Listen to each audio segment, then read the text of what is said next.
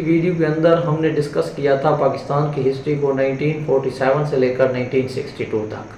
आज हम बात करेंगे 1962 से लेकर आगे जो हमारे किरदार आए हैं जिन्होंने पाकिस्तान को बर्बादी के इस नहज पर खड़ा किया है, उनके हवाले से मैं आपको बताऊंगा। 1962 के अंदर ये हुआ था कि अयूब खान ने अपना एक कॉन्स्टिट्यूशन जो है ना वो इन्फोर्स करवा दिया था पाकिस्तान के अंदर, जिसके अंदर presidential system of government introduce करवाया गया। और उसके अंदर टोटल जो रिसेंटली हम सुनते हैं बीडी मेंबर, उसमें टोटल 80,000 बीडी मेंबर थे जिन्होंने ऑटोमेटिकली ही अयूब खान को सदर मुंतखब कर दिया।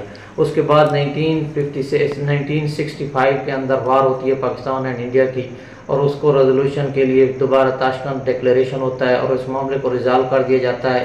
तो 1965 के अंदर दोबारा इलेक्शन भी होते हैं, जिसमें से एक साइड पे अयूब खान प्रेसिडेंशियल कैंडिडेट होते हैं और दूसरी तरफ होती हैं फातिमा जिन्ना को इस प्रेसिडेंशियल इलेक्शन के अंदर शिकस्त होती है और उन्हें गद्दारी का ताना भी दिया जाता है। इसके बाद जो है ना 1967 के अंदर फातिमा जिन्ना की डेथ हो जाती है और 1969 के अंदर अयूब खान, जब लोगों ने एहतजाज वगैरह किए तो वो भी अपने ओहदे से बरतरफ हो जाते हैं। लेकिन वहाँ पे ये किसी भी जमहूरी पार्टी को हुकूमत या इक़्तिदार नहीं देते, दोबारा एक नए डिक्टेटर याह्या खान की सूरत में पाकिस्तान पर हमला करते हैं।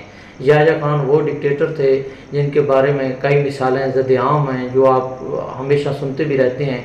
तो उनकी वजह से अनफॉर्चुनेटली 1970 में इलेक्शन तो होते हैं, लेकिन 1970 में जो वेस्ट पाकिस्तान की जमातें थीं लाइक पीपल्स पार्टी और दूसरी, ये तकरीबन कोई 85 सीट्स जीतती हैं और मुजीबुर रहमान की जो जमात है अवामी लीग, वो 160 सीट जीतती है। उसके बाद जो होता है, लेकिन हुकूमत जो है ना वो जो हमारे वेस्ट पाकिस्तान वाले थे वो कहते थे कि जुल्फ़िकार अली भुट्टो को प्राइम मिनिस्टर बनाया जाए।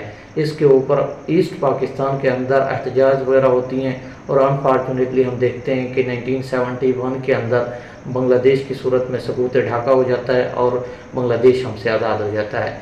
और 1971 के बाद अगर हम चेक करें तो हमें कुछ रिफॉर्म्स लगते हैं। पहली दफ़ा CNC जो कमांडर इन चीफ का पोस्ट था उसे तब्दील करके आर्मी चीफ बनाया जाता है।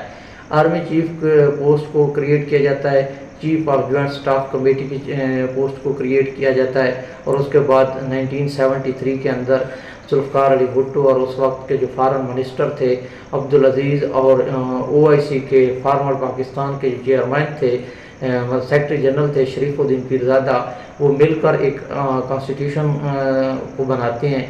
10 अप्रैल 1973 को जो है ना असम्बली के अंदर पेश किया जाता है 1973 का कॉन्स्टिट्यूशन। ये वो आइन है जिसके ज़रिए आज भी पाकिस्तान चल रहा है। इसमें थोड़ी बहुत तरमीम अमेंडमेंट्स तो की गई हैं, लेकिन मोस्टली जो है ना वो 1973 का आइन ही अभी तक चल रहा है। और ये वो आइन था जिसके अंदर पूरी की पूरी जो आपकी नेशनल असम्बली थी वो इस चीज़ पर मुत्तफिक थी कि पाकिस्तान को नेक्स्ट इसी आइन के तहत चलाया जाएगा। 1973 के आइन के बाद जुल्फ़िकार अली भुट्टो साहब को जो है ना वो प्राइम मिनिस्टर बनाया जाता है और उसके बाद जो है ना फजल मोहम्मद चौधरी साहब को प्रेसिडेंट पाकिस्तान का बनाया जाता है।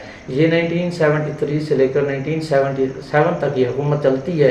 1977 में मोहम्मद अहमद, जो 1974 का एक किस्सा था कि मोहम्मद अहमद कसूरी की डेथ हो जाती है, जिसका केस जो है ना वो जुल्फ़िकार अली भुट्टो पर बनाया जाता है। और 1978 में उन पर जो है ना वो पेनल्टी ऑफ डेथ तक उनको सजा दी जाती है।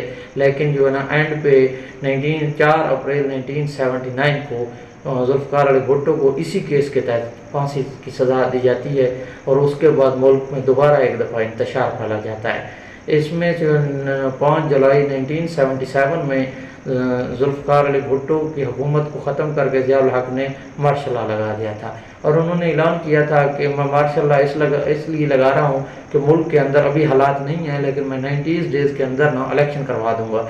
लेकिन वो 19 डेज़ जो रिसेंटली आज कल हमारे मुल्क के अंदर सियासी जमातों में चल रहा है कि अक्टूबर में इलेक्शन हो जाएंगे, तो इमरान खान एक चीज़ कोट करते हैं, वो यही कोट करते हैं कि ज़ियाउल हक़ ने कहा था कि मैं 90 डेज़ में इलेक्शन करवा दूँगा, लेकिन वो इलेक्शन फिर कब हुए थे 1988 के अंदर 11 साल बाद।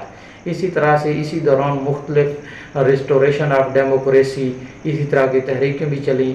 उस वक्त के जो पाकिस्तान के फार्मर एयर चीफ मार्शल थे असगर खान साहब, उनकी एक जमात भी बनती है जिसे IGI के नाम से जाना जाता है।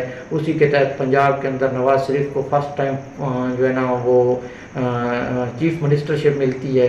इसके बाद 1988 में एक नागहानी मौत की सूरत में ज़ियाउल हक की वफ़ात के बाद जो है ना बेनज़ीर भुट्टो दोबारा इक़्तिदार संभालती हैं। उनके बाद नवाज शरीफ साहब आते हैं।